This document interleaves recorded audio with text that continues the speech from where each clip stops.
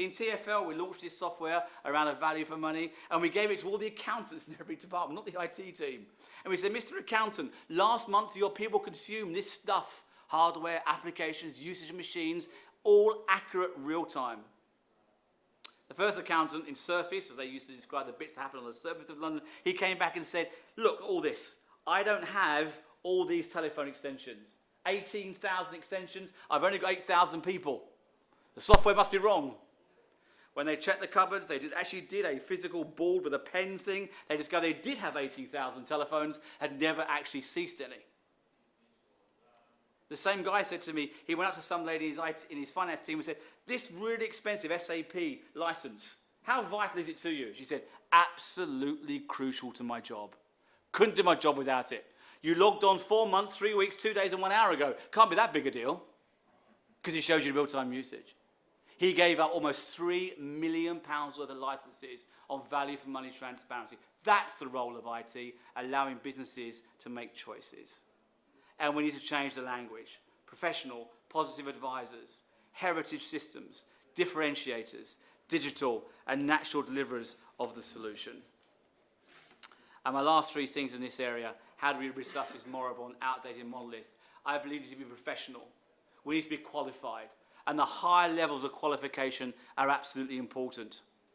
It was intriguing when I joined Specsavers, less than 3% had a recognised external IT qualification.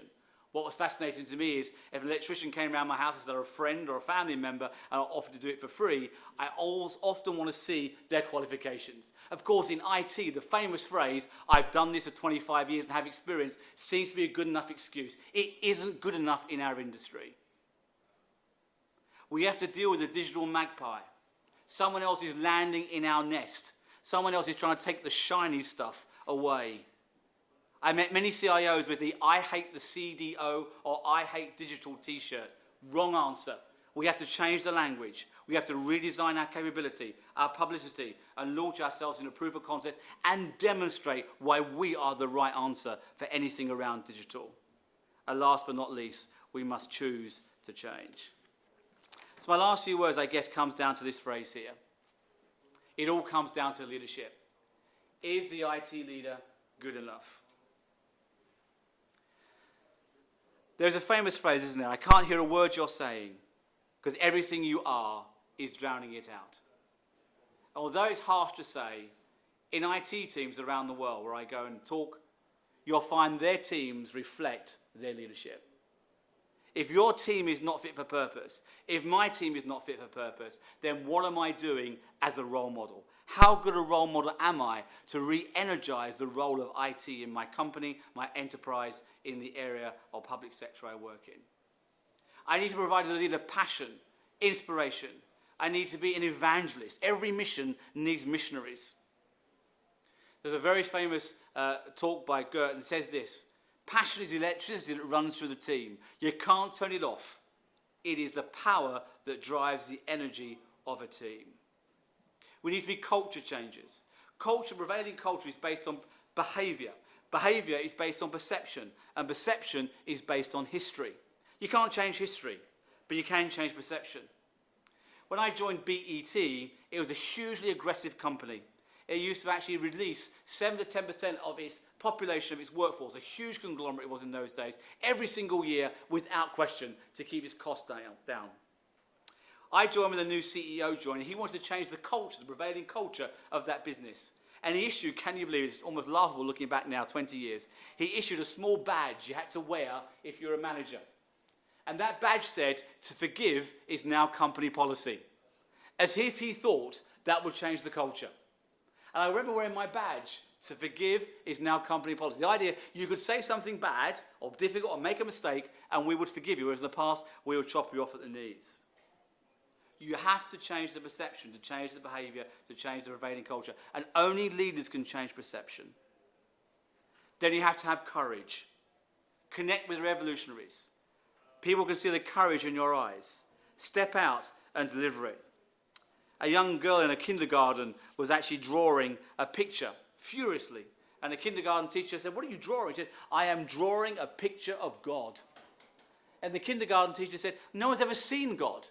And the young girl said, "They will in a moment."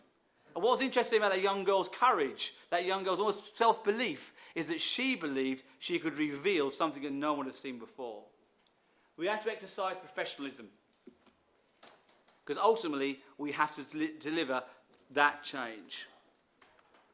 So where do I sit in all of this? The key to me is here. Is it dead? Not really. But it does need to rediscover its personality. It does need to rediscover what it stands for.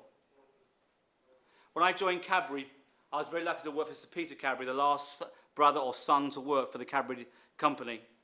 And on my first day of induction, he called for me, and I went to the very executive floor, and you could tell because the carpet was about 4 inches thick, he drifted rather than walked. Everything was in hushed library tones. In Bourneville, in Birmingham, if you know the area. And I sat down with the great man, very nervous, to be fair. I mean, this is my first day, big assignment for me to launch a company that eventually became an outsourcing company. And he said to me, would you come down with me? I'm going to show you the purpose of why we're here. So I expected to be taken somewhere. We walked down the stairs and we arrived in the car park. If you know Bourneville, it's a huge car park. And he said, just stand here. I stood here thinking, I must do something because I need, it's something I'm missing in my briefing. He said, now sniff as deep as you can. I went, he said, that's not loud enough. So he sniffed it. So I did. So I thought, this is really embarrassing. This is a Sir Peter Cadbury, multi-billionaire. I'm sniffing in a car park in Bourneville on my first day. This is all going to out of shape. He said, what can you smell? I said, actually, I can smell cocoa. He said, today's Wednesday. Well, I knew that. It's my first day. Today's the day we cook the cocoa beans. 1 day a week is all the local council allows. Today we cook the cocoa beans. The next days we make it. This is our purpose. Ever lose sight of what Cadbury stands for, which is interesting because what's happened to it now. You come out here every Wednesday, you sniff that smell, that's your purpose, and go back to your room and work. What's our purpose? We need to rediscover our function, rediscover our mojo, rediscover our vision, and ultimately be the team, be the leader our teams need. Because ultimately, the choice is us. And I finish with this. If you go into any room and it's cold, you move the thermostat, and that changes the temperature warmer. And my challenge to you as a leader, if you're a leader in IT, against this challenge where the IT department is dead, are you a thermometer that reflects the temperature of the room, or are you the thermostat that changes the temperature of the room? The IT industry has too many thermometers in it. It needs to find more thermostats. People all need to call it out and make a change so we can be the IT team and department that our businesses require. Thank you. Thank you.